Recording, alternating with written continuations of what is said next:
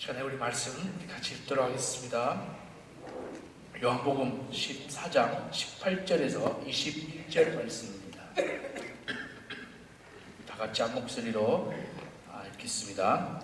내가 너희를 고아와 같이 버려두지 아니하고 너희에게로 오리라. 조금 있으면 세상에 다시 나를 보지 못할 것이로되 너희는 나를 보리니 이는 내가 살아있고 너희도 살아있게 했습니다. 그날엔 내가 아버지 안에 너희가 내 안에 내가 너희 안에 있는 것을 너희가 알리라.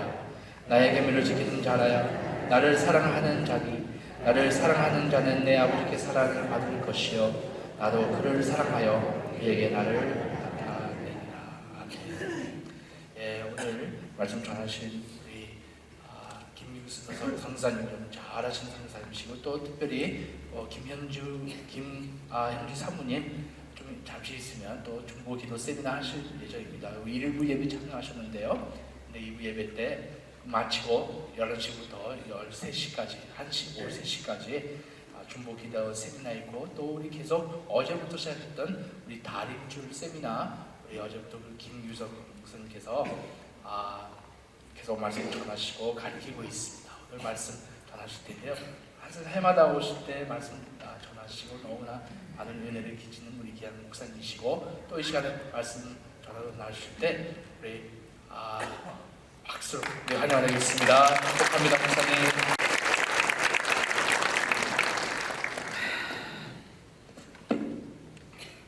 할렐루야. 여러분 만나서 반갑습니다. 주일날 제가 이렇게 좀 편한 복장을 입고 온 거 좀 양해 부탁드리겠습니다. 양복을 준비 못해 왔어요. 오늘 사실 같이 볼 말씀은 아까 그 보신 말씀처럼 주님께서 하신 말씀에 대해서 같이 보려고 합니다. 내가 너희를 고아와 같이 버려두지 아니하리라. 이 말씀은 아까 그 요한복음 14장 18절 말씀입니다. 제가 이 동양성교회에 살 얘기가 참 많은데 오늘 말씀이 또 너무 늦어질 것 같아서 바로 본론으로 들어가자면은 요한복음 14장은 사실 예수님의 좀 유언적인 말씀이 많이 담겨져 있어요. 14장 1절에 보면은 내가 떠나가겠다. 그래서 너희 근심하지 말라. 처소를 예비하는 거니까 처소를 다 예비하면 너희에게 다시 오겠다. 그런 말씀을 시작하고 그러다 쭉 16절에 보면 내가 아버지께 또 다른 보혜사를 보내겠다. 그런 말씀하세요. 또 다른 보혜사라고 얘기한 것은 예수님 자신을 보혜사로 보신 것이죠. 그리고 또 다른 보혜사로 성령님을 얘기하고 있습니다. 그래서 내가 그 십자가의 구원을 이룬 것처럼 또 다른 보혜사 성령 하나님이 오실 터인데 그가 하실 일은 다른 일이다 라고 말씀하는 것이죠. 무슨 얘기냐면은 그러면서 뭐라고 그러냐면 그는 진리의 영이고 또 너희와 영원토록 함께 있겠고 또 너희와 함께 거하겠다 이렇게 얘기하는 것이죠. 그러니까 아버지의 영을 우리 가운데 보내셔서 성령 하나님이 영원토록 함께 하시겠다 얘기하면서 18절 말씀이 오늘 말씀이 너희를 고아처럼 버려두지 아니하리라. 이 말씀은요 왜 주님이 이 말씀하셨을까요? 내가 너희를 고아와 같이 버려두지 아니하겠다. 왜 이 말씀하셨을까요? 이 말씀은 구약에 있는 하나님의 말씀과 동일한 하나님의 마음을 그대로 표현한 것입니다. 시편 68편 5절 말씀이 이렇게 나왔어요. 하나님은 고아의 아버지시며 과부의 재판장이시라. 바로 예수님은 하나님 아버지의 말씀을 다시 한번 리프레이즈 하는 것이죠. 다시 반복하면서 너희를 고아처럼 버려두지 아니하겠다 하는 것입니다. 고아는 어떤 사람인가요? 전쟁 고아도 있으시고 또 이민 오셔서 또 아버지 어머님을 여의셔서 고아처럼 되실 수도 있고 저처럼 나이가 있지만 저희 부모님은 다 소천하셨어요. 사실은 저 개인을 볼 때는 고아와 같죠. 고아는 어떤 존재입니까? 아버지가 없는 것이죠. 부모님이 계시지 않은 것이고 돌아갈 곳이 없는 것이에요. 마음 한편에 마음의 고향이라고 할 수 있는 곳이 없는 것이에요. 제가 생각해 보니까 고아라고 하는 것은 가장 기쁠 때, 가장 슬플 때, 나눌 사람을 찾을 때 없는 사람이에요. 참 힘든 것은요. 정말 제가 외로울 때, 힘들 때, 돌이켜봤을 때 나와 함께일 수 있는 사람이 없을 때 그것처럼 슬플 때는 없는 것 같아요. 고아는 바로 그 같은 사람이에요. 쉽지 않습니다. 공허합니다. 그 마음 가운데 그 아주 휑하니 차가움이 가득 차 있는 것이죠. 마음의 내면이 너무 차가운 거예요. 그래서 그 왔던 삶에서는 어쩔 수 없이 냉혹한 현실에서 차가운 성품을 소유할 수밖에 없고요. 또 어떤 면에서 냉혹하고 또 어쩌면 자기에게 좀 강하고 독립적인 성향을 가질 수밖에 없습니다. 그래서 고아는 쉽게 남을 신뢰하기가 어렵습니다. 마음을 주기가 어려워요. 왜? 내 가족 같지 않게. 늘 생각해서 나는 혼자다라는 생각을 하게 됩니다. 제가 한국에 갔다 왔는데 한국에 여러 가지 여러분 많이 들으셨겠지만 정치, 경제, 외교, 세대들 어느 걸 봐도 사실 교회들까지도 소망이 별로 안 보입니다. 솔직히. 또 이곳 브라질에 사시면서 경기가 어렵다는 얘기는 저 수차례 들었습니다. 쉽지 않으시고 어려우실 텐데 항상 이 어렵고 힘들 때 고아나 그런 사람들은 더 마음이 외롭습니다. 왜? 가족이 있고 아버지가 있으면 돌아갈 곳이 있는데 그렇지가 않기 때문에 오늘 이 말씀을 통해서 정말 저는 주님께서 여러분 마음 가운데 하나님의 마음을 깊이 계시하시고 정말 우리가 내 영혼 가운데 고아가 아니고 홀로 아닌 것을 확인하는 시간이 됐으면 좋겠습니다. 아멘. 그래서 사실은 하나님께서 예수님께서 이렇게 말씀하신 첫 번째 이유는 우리는 이 세상에 고아와 같다는 사실이에요.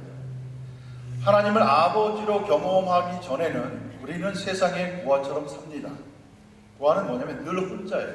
혼자 결정해야 되고 혼자 살아남아야 되고 혼자 싸워야 되고 누구를 의지하지 못합니다. 바울이 그런 얘기했습니다. 교회 안에 또 1만 스승이 있지만 아비는 적다. 아버지가 없으면 어떻게 되는 줄 아세요? 형제끼리 싸워요. 아비가 없으면요 서로 다투고 서로 자기 몫을 정치하려고 싸웁니다. 저도 세 아이의 아버지인데 첫째, 둘째, 셋째가 다 다른데 아버지가 되면요 첫째는 첫째에게 맞게끔 블레싱을 하지만 또 둘째는 첫째하고 달라요. 필요도 달라요. 얘를 또 돌아보게 됩니다. 그러면서 제 마음에는 셋째를 포기할 수가 없어요. 그러니까 아버지가 있을 때는 골고루에게 돌아보게 됩니다. 하나님이 우리 아버지가 되십니다. 믿으십니까? 무슨 얘기냐면은 하나님의 그 전능하신 능력 가운데 이 온 열방 가운데 있는 하나님의 자녀들에 대해서 하나님이 아신다는 것입니다. 옆에 계신 분에 대한 필요가 다르고 내 앞에 있는 분의 필요가 다른데 하나님 각 사람에게 그만큼 아버지가 되시고 필요를 공급해 주신 것을 믿으시기 바랍니다. 근데 형하고 같이 있으면 고루해요. 저도 형하고 살아봤는데 쉽지가 않아요. 요구하는 게 많고 빼앗고 시키고 때리고 어비주가 많아요. 그죠?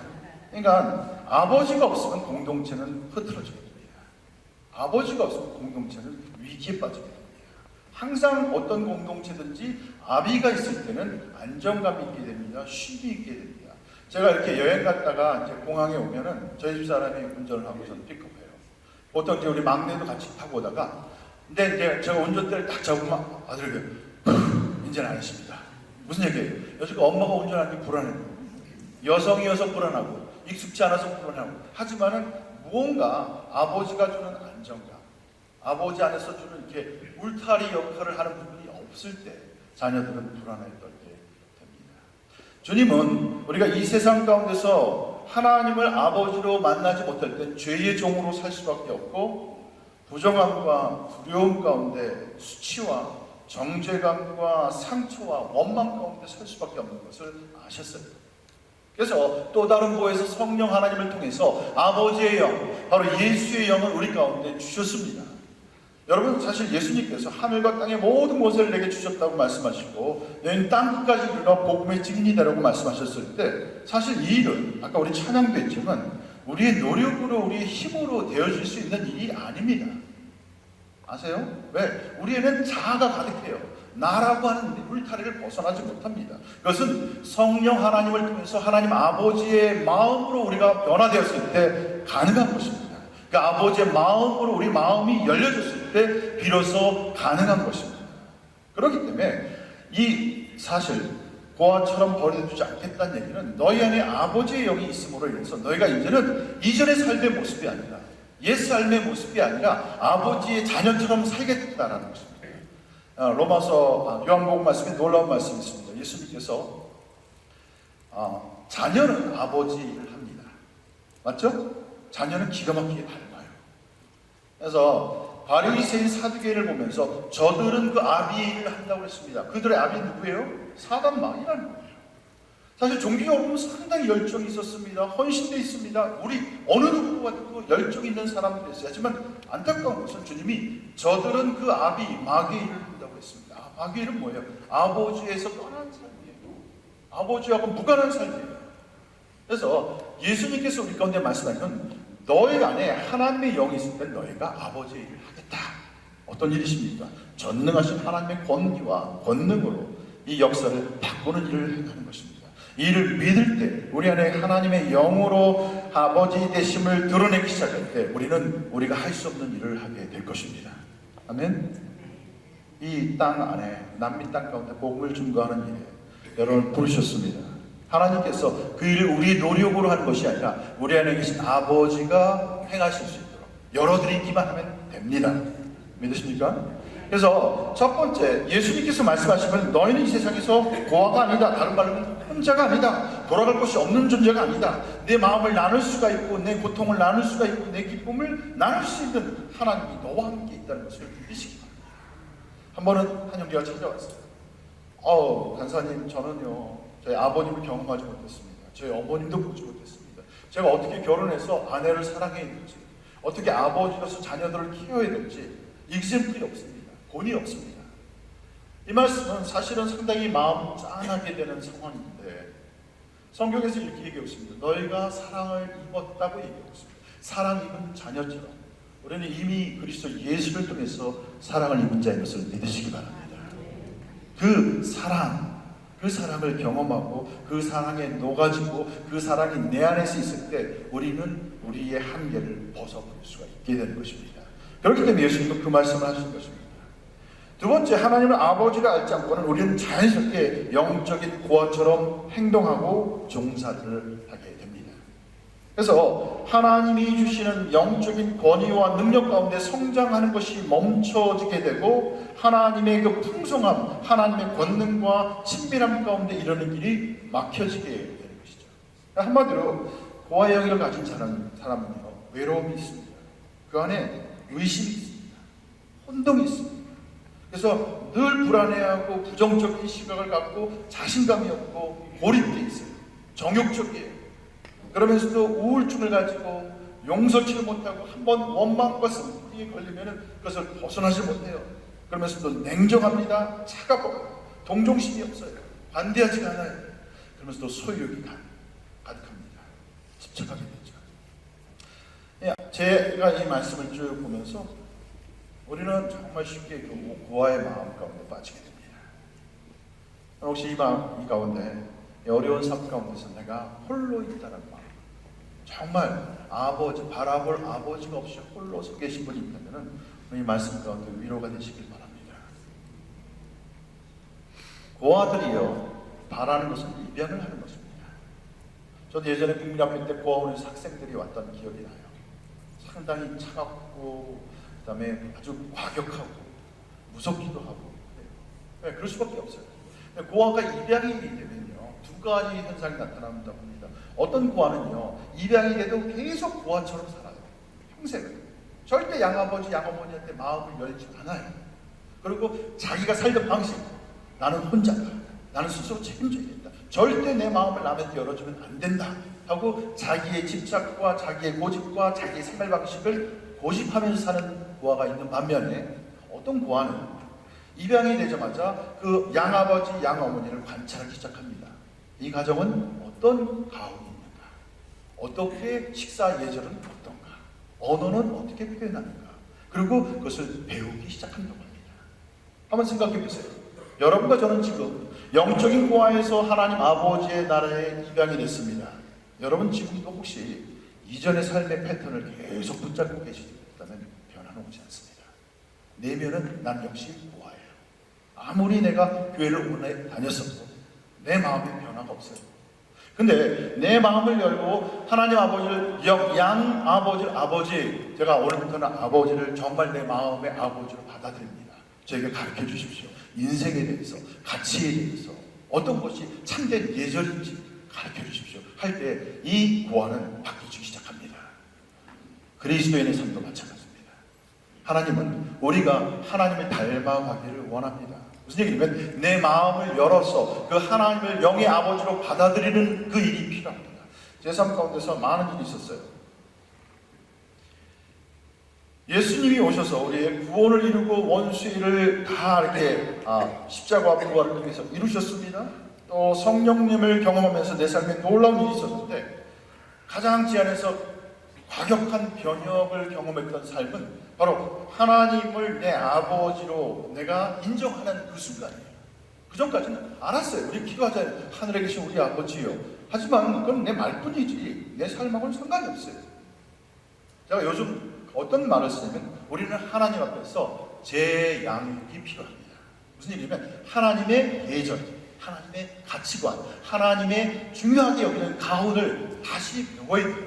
우리는 배운 적이 없습니다. 세상에서 우리 나름대로 살았어요. 육신의 부모님에 따라서 살았습니다. 이제는 하나님의 나라에 입양되었기 때문에 하나님의 방식으로 살아가셔야 되는 것입니다. 믿으십니까?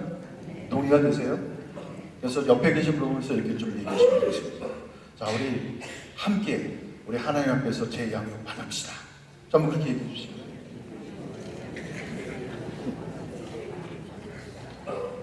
제일 안타까운 것은요, 바뀌지가 않아요. 교회를 아무리 다녀도 바뀌지 않는 그 모습은요, 내 마음이 닫혀져 있다는 거예요. 무슨 얘기냐면 인풋이 바뀌지 않으면 아웃풋은 절대 바뀌지 않습니다. 여러분 내면 가운데 세상으로부터 인풋을 계속 붙잡고 있는 여러분과 저는 절대 바뀌지 않을 겁니다. 아집과 고집과 자기 모습, 자기 의에 가득한 거예요. 우리는 하나님을 향해서 마음을 열고 이제는 인풋이 하나님 아버지부터 오기 시작할 때 우리는 아버지를 닮아가게 되는 것입니다. 할렐루야. 저는 어려서 국민학교 2학년 때 어머님이 소독에 가셨어요. 8년 동안 간호사를 일했어요. 늘 외로웠어요. 집에 가면 행하니까 들어가기 싫었어요. 저는 그래서 그의 마음을 조금은 이해할 수 있을 것 같아요. 갈 곳이 없는 것 같고 갔을 때 너무 춥고 근데 하나님을 경험하면서 특별히 하나님을 아버지로 내가 이해하고 받아들이면서부터 제 마음이 따뜻해지기 시작했어요. 제 안에 이전에 없던 나는 혼자가 아니었구나. 나는 늘 아버지와 함께 있고 이 하나님의 영이 영원토록 나와 함께 하기 때문에 두려워할 일이 없다는 것이죠. 제 안에 있던 두려움, 염려, 아주 민감한 사람이 있어요. 믿지 않으시겠지만 아주 민감했어요. 그러니까 살도 안 치더라고요. 근데 한 가지 하나님을 아버지를 모시면서 마음이 너무 편한데 한 가지 좀 문제가 있어요. 살이 찌기 시작합니다. 잠도 잘 이전에 잠을 못 잤어요. 새벽 4시, 5시까지 꼬박 생각에 잠을 못 잔 적이 많았어요. 불안하고. 근데 그 모든 것이 하나하나 떨어져 가요. 왜? 아버지 집에 내가 있어요. 예수님의 삶의 비밀은요, 늘 하나님과 함께 하셨다는 것이죠. 예수님은 어떤 상황 가운데도 어떤 위기 가운데서도 당황하지 않으셨습니다. 왜? 하나님 아버지의 뜻 가운데서 안전하다는 것을 알았기 때문입니다. 여러분과 저도 동일하게 하나님의 자녀인 것을 믿으십니까? 그러시다면 그 아버지 밑에서 우리는 안전한 것을 믿으시기 바랍니다. 어떨 때는 우리가 사랑하는 사람을 갑작스럽게 잃어버릴 때가 있어요. 저희 아버님도 그랬습니다. 저는 가정에서 막내지만은 또 목회자다 보니까 형님, 누님 위로하다가 보니까 몰랐어요. 근데 그 연말이 돼서 하나님 앞에 기도를 하는데 제가 막 우는 저 자신의 모습을 봤어요. 너무 아버님한테 마지막 하고 싶었던 얘기를 못한 게 너무 억울했어요. 그래서 막 통곡을 하면서 울고 있었어요. 하나님 억울해요. 근데 마치 제 우는 모습은 어린아이가 땡깡을 부리는 것처럼 울었어요. 근데 한 그 해가 지나가고 2007년, 2008년도 한 1월인가 2월쯤에 꿈을 꿨는데 아버님 눈에 보이는 거예요. 너무 밝은 모습으로. 그러면서 아들아, 여기가 남미 땅이에요. 그래서 남미 어딘지 높은 곳에 우리 아버님이 정원, 원예 그런 걸 참 좋아하는데 여기 너무 날씨도 좋고 땅도 좋고 여기 와서 땅 좀 사라. 그래서 꿈속에 아버지 제가 지금 땅 살 돈이 어디 있어요. 지금 애들은 북미에서 교육 가는데 언제 남미 가고. 그래서 한번 제가 볼리비아를 가봐야 돼요. 볼리비아가 딱 생각이 났어요. 그래서 한번 가보고 싶은데 근데 그 꿈을 꾸고 너무 기뻐서 깼는데 그 순간 하나님이 이렇게 주시는 마음이 내 아들은 지상에서 줄, 이 땅에서 줄 위로보다 더 큰 위로가 있기 때문에 내가 먼저 내려간다. 아버지의 그 밝은 모습이 너무 기뻤습니다.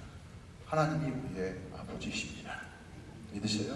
난 단순히 개념적인 의미가 아니라 내 삶 가운데서 나를 아시고 나를 관여하시고 나를 보호하시고 동행하시고 내 가운데 아버지의 형상으로 온전히 성장하고 성숙할 때까지 믿으시고 모든 영양분을 공급해 주실 아버지 것을 믿으시기 바랍니다.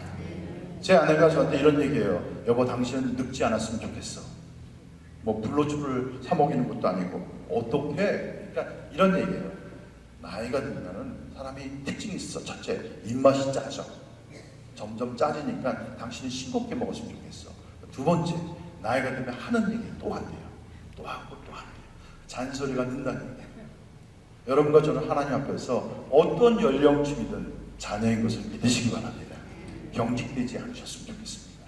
하나님께서 마음을 여시고 하나님의 영으로부터 인풋을 받으시는 분이 되시면 좋겠습니다. 그럴 때 우리는 하나님과 같이 닮아져 갈 것을 믿으시기 바랍니다. 제 삶 가운데서 갈라디아서 4장 6절 말씀을 읽겠어요.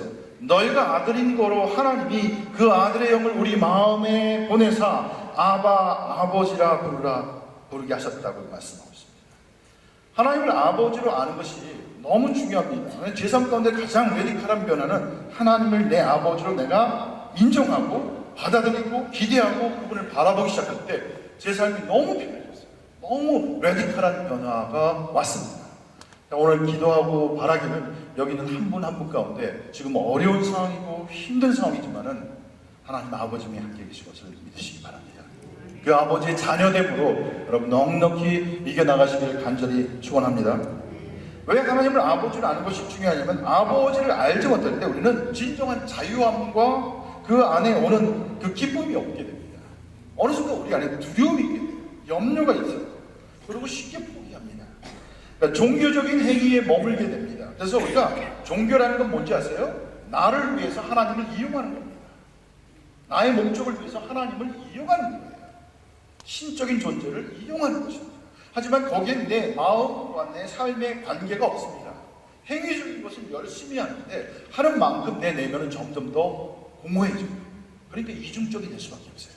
집에 갔을 때 그 모습, 실제적인 모습을 본 자녀들이 부모를 인정하기가 참 어려운 거예요. 교회에서의 모습과 집안에서의 엄마와 아빠와의 모습에서 보면 너무도 차별나게 다른 걸 보면서 아이들 실망합니다. 우리가 하나님이 부르시겠으며 관계로 부르셨습니다. 영성은 하나님의 인재 가운데서 하나님과 경험하고 함께 동행하는 삶인 것을 믿으시기 바랍니다. 성경이 이렇게 읽습니다.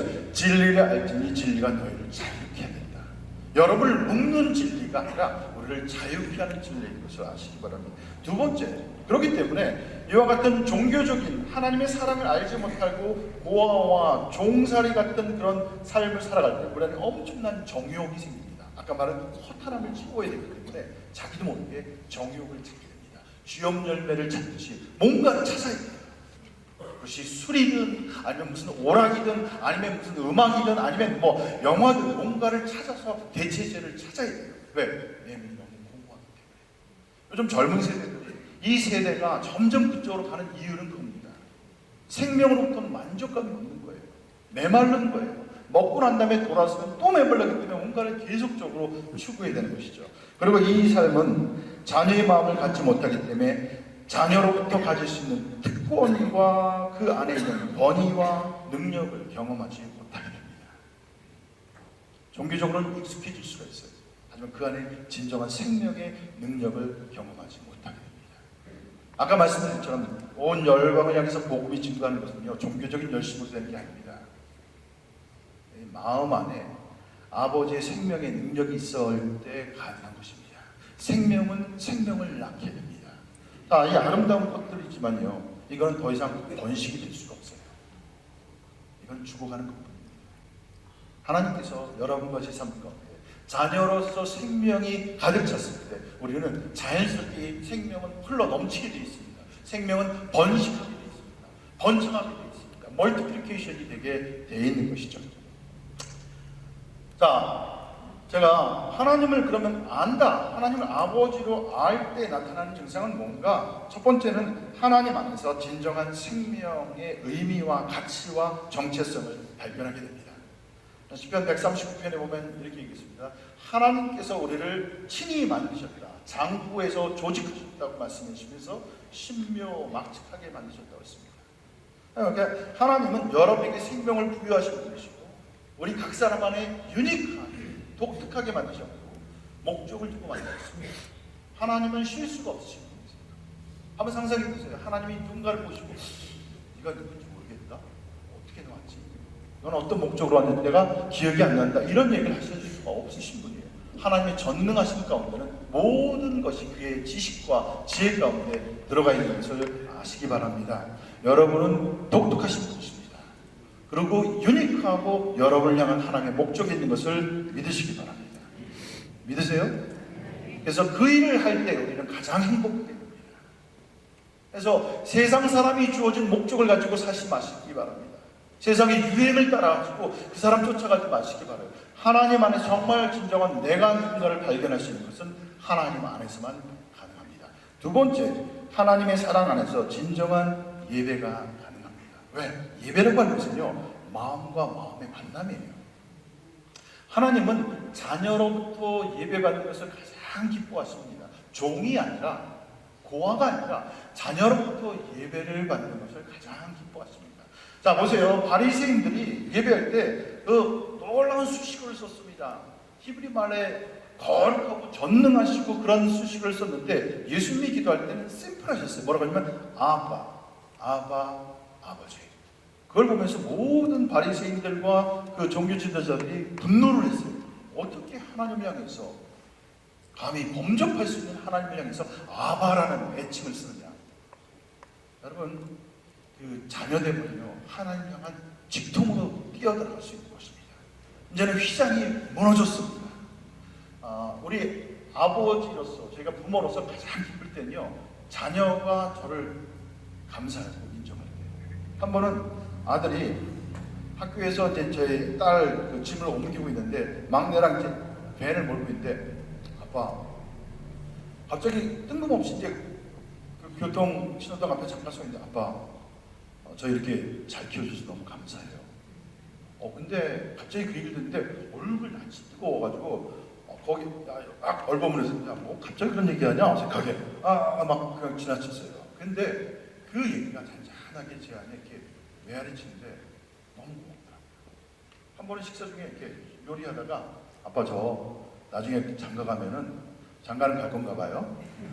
아빠 자녀 키우는 거 도와주세요. 왜? 그러니까 아빠 우리 이렇게 잘 키워줬잖아요. 제가 저를 자랑하는 게 아니고 저는 그렇다고 생각지 않아요. 동의는 안 되는데 일단 자녀가 제가 억지시킨 거 아니잖아요. 자기가 그렇게 얘기해 준 게 너무 힘이 되고 격려가 되더라고요. 그래서 뉴욕의 그 김종훈 목사님 그 노아 사역에 그 목회자들, 사역자들, 자녀들하고 같이 이렇게 만나는 시간이 있어요. 그때 갔는데 갑자기 그 생각이 났어요. 울컥하더라고요. 그래서 아들아, 아빠가 참 너무 엄하고 원칙만 내세운 아빠였는데 네가 그렇게 얘기했다. 아빠가 너무 위로가 됐다. 고맙다. 하나님은요 다른 누구가 아니라 자녀인 우리가 그분의 마음을 터치할 때 감동하세요. 저는 그렇게 상상해봐요.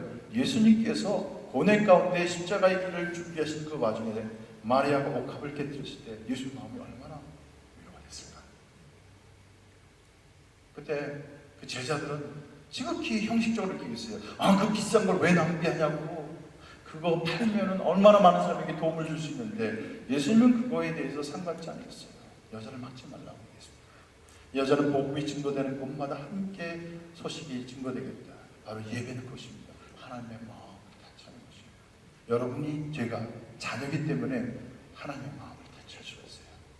아무리 다른 사람이 와서 저에게 좋은 얘기를 해도 아까 그 아들이 하는 얘기가 달라요. 왜? 아들은 저의 삶을 다 보고 아는 사람이에요. 저의 연약한 부분, 저의 모난 부분, 그 부분을 알매도 불구하고 아빠 이렇게 얘기했을 때 그냥 눈물이 나더라고요. 여러분은 하나님의 마음에, 하나님의 눈에 눈물을 주실 수 있는 분이세요. 왜? 자녀이기 때문에. 진정한 예배는 것입니다. 아버지의 마음을 타치하는 것이, 아버지의 마음에 있는 것을, 소원을 내가 대신해 주는 것이 바로 그것이 예배인 것을 믿으시기 바랍니다. 자녀가 아닌 것은 그것을 알 수가 없어요. 세 번째, 바로 하나님의 사랑을 알 때는 비로소 우리가 다른 이웃에 대해서 사랑하는 법을 배우게 됩니다. 왜? 사랑은 사랑을 받으면서 배우게 됩니다. 우리는 그리스도 예수를 통해서 사랑을 경험하면서 정말 사랑은 어떤 것인지 내 자아를 뛰어넘을 때 가능한 거예요. 저는 천사를 지금도 믿어요. 천사는 영적인 존재일 뿐만 아니라 실질적으로 살아있는 여러분이 천사의 역할을 대행할 수가 있습니다. 여러분과 제가 하나님의 뜻을 따라서 오른손이 하는 것을 왼손이 모르게 순종하시기 시작할 때 여러분 천사로 사람들을 만나게 될 것입니다. 지금같이 어려울 때는 이와 같은 천사가 더 많이 필요해요. 그죠? 이름도 없이 와서 그냥 하나님의 뜻에 순종해서 건네줬는데 정말 내가 필요한 것을 만날 때 우리는 눈물을 줄 수밖에 없습니다. 왠지 아세요? 아버지가 정말 선한 아버지 밑에 있는 자녀들은요 화목합니다. 서로 돌아보기 잘해요. 가정이 잘 케어되는지 안 되는지 어떻게 보면 자녀들을 보면 압니다. 부모가 화목하면요 자녀들이 서로에 대해서 케어합니다. 우리는 하나님 아버지를 모시고 있는 자녀입니다. 맞습니까? 그때 우리는 서로에 대해서 돌아보셔야 됩니다. 서로에 대해서 케어하셔야 됩니다. 나의 귀한 것을 뛰어넘어서서 그분에게 흘려보낼 수 있는 같은 사랑이 하나님이 우리 가운데 가르쳐 주신 사랑입니다.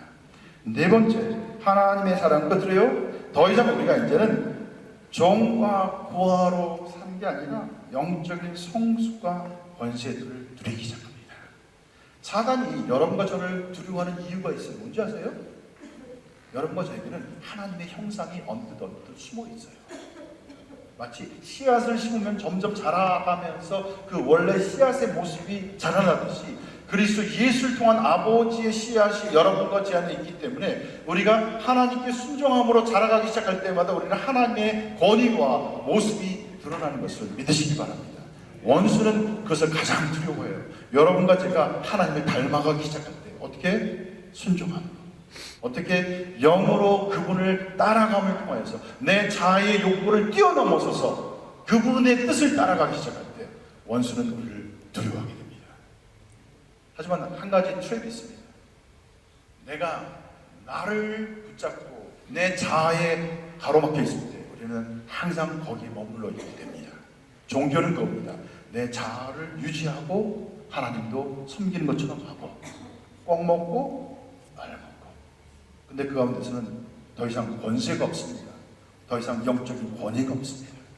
원수는 그 상황에서 여러분이 아무리 많은 숫자가 있다 해도 세상을 바꾸지 못한다는 것을 압니다. 네, 끝으로 말씀을 한번 좀 하나님의 사랑이 어떤 사랑인지 좀 같이 좀 보겠습니다. 하나님의 사랑의 특징은 제가 시간상 다 볼 수는 없습니다. 하지만 세 가지로 얘기할 수 있을 것 같아요. 첫 번째, 하나님의 사랑은 요한일서 4장 18절 말씀에 이렇게 나와 있습니다. 사랑 안에 두려움이 없고 온전한 사랑은 두려움을 내어 쫓나니 두려움에는 형벌이 있음이라.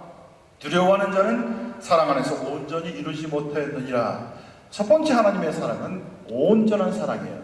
완전한 사랑, perfect love. 하나님의 사랑에는 부족함이 없습니다. 거기에는 두려움이 함께 있을 수가 없습니다. 무슨 얘기냐면 그 하나님의 사랑 안에 있는 여러분과 제 안에는 어떤 두려움도 같이 공존할 수 없다는 것입니다. 왜? 그 하나님의 사랑 안에서 모든 것이 커버되기 때문입니다. 자신의 아들 독생자 예수의 생명을 주시기까지 모든 것을 주셨기 때문에 그 안에 어떤 것을 더 아낄 것이 있겠어요? 여러분과 저를 위하여서는 생명까지도 다 내주신 하나님의 사랑 안에 있는 것을 믿으시기 바랍니다. 그것이 여러분과 저의 가치예요. 옆에 계신 분들은 존귀한 분들입니다. 그렇기 때문에. 왜? 하나님의 사랑을 입은 자녀이기 때문에. 두 번째 하나님의 사랑은 로마서 5장 5절 말씀이에요. 소망이 부끄럽게 아니하면 우리에게 주신 성령으로 말미암아 하나님의 사랑이 우리 마음에 부음화되었다. 근데 여기서 제가 얘기한 건 첫 번째는 온전한 사랑이면 두 번째는 하나님의 사랑은 쏟아붓는 사랑이에요. 이걸 영어로 보면 lavishly pouring out. 그러니까 쏟아붓는데 lavish는 낭비하듯이, 소비하듯이. 그래서 사랑에는요 낭비의 속성이 있습니다. 우리는 참 사랑을 모르는데 저도 참 계산적인 사람이에요. 정확한 사람이에요. 그래서 저는 저희 아내에게 꽃을 선물하면 항상 이런 꽃이 아니라 화분을 선물해요. 화분은 오래 가잖아요. 또 심으면 계속 살아요. 꽃은 왠지 이게 소비성이 많아요. 그죠? 그래서 제일 소비성이 많은 게 꽃이에요. 비싼 꽃이에요. 그래서 한 번은 제 아내가 어딜 갔다 왔어요. 그래서 좀 운동하는 깨끗하게 집 청소하고 음식도 준비하고 뭔가 이렇게 임프레션을 딱 좋게 해주고 싶은데 뭘 할까 하다가 꽃을 사기로 했습니다. 그것도 20불짜리 꽃을 몇 송이를 해가지고 더해가지고 딱 갖다 놨는데, 야, 하나님, 사랑은 낭비하는 것 같다. 제가 오늘 화끈하게 낭비합니다. 예, 낭비성이 좀 있어요. 왜? 하나님이 여러분을 향해서 조금 더 계산적이기 때문에 사랑에는 계산이 포함되어 있지 않습니다. 참 저에게 하는 얘기예요. 그래서 사치성 것이 필요할 때가 있는 것 같아요. 특별히 자매님들한테는. 그래서 그 의미는 무슨 얘기냐면 당신이 그만큼 가치 있기 때문에 이것이 내게 어떤 의미가 있건 없건 상관없이 이 모든 것을 다 주겠다는 의미입니다. 하나님 여러분 향해서 그렇게 하십니다. 찔끔찔끔 요거 했으니까 이만큼 주고 요거 하나만 안 주고 계산적으로 하는 게 아니라 하나님은 그냥 쏟아붓는 사랑이에요. 그 사랑과 그 사랑의 수혜자가 여러분과 저희 것을 믿으시기 바랍니다. 아멘. 그 사랑을 경험한 사람은요, 다른 사람을 향해서 그 사랑을 조금씩 실천하게 됩니다. 그래서 사랑은요, 계산이라는 공식이 들어갈 수가 없습니다. 사랑은 낭비성이 있어요. 꼭 기억하세요. 사랑은 낭비하는 것이다. 뭐 비치면서까지 낭비할 수는 없겠죠. 하지만 그 부분이 저에겐 참 쉽지 않은 부분이에요. 정말. 끝으로 하나님의 사랑은 스바냐서 3장 17절 말씀 보면 이렇게 얘기해요. 너의 하나님 여호와가 너희 가운데 계시니 그는 구원을 베푸실 전능자시다. 그가 너로 인하여 기쁨을 이기지 못하여 하시며 너를 잠잠히 사랑하시며 너로 인하여 즐거이 부르며 기뻐하시리라. 무슨 얘기냐면 하나님의 사랑, 우리를 향한 사랑은 기쁨에 넘치는 사랑이에요. 여러분을 보면 노래가 잘 들려요. 그렇지 않아요? 처음에 애기 나면은 정신없잖아요. 저녁에 잠 깨우고 뭐 기저귀 그런데 저녁에 애들 잘 때 모습 너무 예뻐요. 그죠? 항상 잘 때만큼 되면 사랑하기가 쉬운데, 그죠? 하나님이 여러분과 제가 어떠함에도 불구하고 여러분 보실 때마다 멜로디를 생각하세요. 널 인하여 기뻐 즐거워 노래하노라. 여러분을 보면서 쟤는 왜 저 모양인지 몰라. 쟤만 없으면 우리 집안이 조용할 텐데, 그런 하나님이 아니신 거예요. 여러분을 보면서 정말 눈동자를 보면서 너는 내 눈동자가 같다고 말씀하세요. 믿음이 오세요? 별로 이렇게 호응이 없으시네. 옆에 계신 분 한번 좀 가까이 보시고요. 눈동자를 보시면서 하나님이 당신을 눈동자처럼 사랑하십니다. 하나님이 기뻐 노래 부르십니다. 좀 이렇게 좀 얘기 좀 해주세요. 안 하시지 마시고 하세요. 우리는 확인이 필요한 사람들이에요. 정말 확인이 필요한 사람들이에요. 아무리 들어도 느껴지지가 않아요. 근데 여러분 아세요?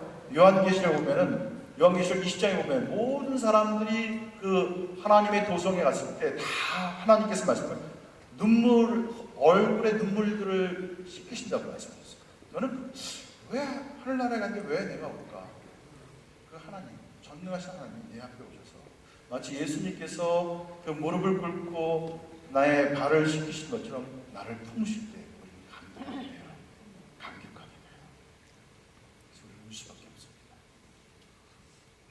우리는 알아요. 하나님 앞에 오면 나의 죄와 연약함과 허물과 가식과 그 모든 것이 그대로 적나라하게 드러나는데 하나님은 I love you. 수고했다. 내가 너를 너무 사랑한다. 그때 우리는 알아요. 내가 그것을 받을 수 있는 사람이 아니라는 것을. 그때 우리가 나타나는 반응은 눈물밖에 흘릴 수가 없어요.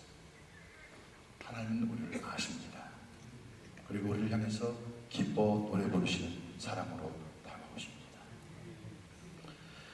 여러분, 그 사랑을 경험할 때 우리는 우리 내면 안에 하나님 안에서 성취하시는 사랑을 경험합니다. 하나님 우리를 부르시고 우리 가운데 만족감과 안정감을 주십니다. 이전에 없던 안정감이 생겨요. 하나님의 사랑을 경험할 때 우리는 용납되어졌다는 그 확신 가운데 사람들을 의식하고 두려워하지 않게 됩니다. 특별히 권위자를 향해서 사랑과 인정을 받지 못한 사람은 늘 이렇게 눈치를 보게 됩니다. 그런데 하나님의 용납과 사랑을 경험할 때는 우리는 자유하게 됩니다. 하나님을 경험할 때 우리가 미래에 대해서 염려치 않게 됩니다. 왜? 하나님께서 내 가운데 생명의 길로 인도하시는 것을 알기 때문입니다. 그 하나님의 사랑을 우리를 인도하시는 사랑이에요. 그러면서도 하나님의 사랑은 죄를 미워하시는 거룩한 사랑이에요. 내 안에 근본적으로 죄를 미워하는 마음이 없는 것을 인정할 수밖에 없습니다. 그런데 하나님의 거룩함을 접하기 시작할 때 우리도 모르는 놀라운 죄를 향해서 노하고 거부할 수 있는, 죄를 미워할 수 있는 마음을 하나님은 주신다는 것입니다. 그러면서도 하나님의 사랑은 희생하며 양육하는 사랑입니다. 여러분 그 사랑이 우리를 둘러싸고 있는 것을 믿으시기 바랍니다. 여러분 죽으실 때, 아프실 때 저는 그랬어요. 아무 말 목이 아플 때마다 하나님 제가 누굽니까? 하나님 사랑하는 아들이 지금 아파요. 이 시간, 이 밤 저녁에 자고 일어났을 때 깨끗하게 나을 수 있도록 도와주세요. 거짓말처럼 아침에 제가 정말 새로운 에너지로 충전이 돼서 일어나는 것을 많이 경험합니다. 여러분, 믿음이라는 것은 놀랍습니다. 믿음은 내가 신뢰하고 나의 전부를 드릴 때 실질적으로 역사하는 능력입니다. 그 하나님의 사랑 가운데 여러분이 신뢰를 두시고 다가오기를 간절히 축원합니다. 말씀을 마칩니다. 어떻게 하나님의 말씀을 경험할 수 있을지. 먼저 그 겸손과 열린 마음으로 자녀로 나오시기 바랍니다. 아이들의 특징은요, 쉽게 믿어요. 아이들의 특징은 복잡하지 않습니다. 하나님은 여러분과 저를 아이로, 자녀로 부르셨습니다. 그래서 내 나이가 어떻든지 간에, 내 과거가 어떻든지 간에, 나의 커리어가 어떻든지 간에, 내 교육 배경이 어떻든지 간에 그걸 좀 벗어버리시기 바랍니다. 아이로 하나님께 오시기 바랍니다. 아무리 많은 박사학위를 갖고 있음들 하나님 앞에서 비교가 됩니까? 어린 아이와 같아요. 그 마음을 가지시면 좋겠습니다. 남을 의심하지 마시고 열린 마음으로 오시기 바랍니다. 아까 말한 인풋이 들어올 수 없다면 무슨 나갈 수가 없습니다. 하나님께부터 들어온 게 없다면 나갈 것도 없습니다. 나가는 것은요, 여러분 거예요. 여러분의 생각일 뿐이에요. 여러분의 독단일 뿐이에요. 거긴 생명이 없습니다. 아무리 그것이 커진다 해도 그거는 단순히 한 시대에 지나가 버리고 말 것입니다. 두 번째, 하나님을 신뢰하시면서 여러분은 죄에 대해서 민감하시기 바랍니다. 주님께 올 때마다 하나님이 기억나게 하신 자를 구체적으로 고백하시고 가장 하나님께 나아가는데 방해가 되는 것은 원망과 쓴뿌리입니다. 용서치 않는 삶. 특별히 하나님 아버지이기 때문에 육신의 아버지, 육신의 어머니로부터 내가 용서치 못할 때 우리는 하나님을 신뢰하기가 참 어렵습니다. 그래서 하나님에 대해서 용서하는 삶과 풀어주는 삶을 경험하시고 그의 임재 가운데 나가시면 좋겠습니다. 이제 좀 다 같이 일어나시면 좋겠습니다.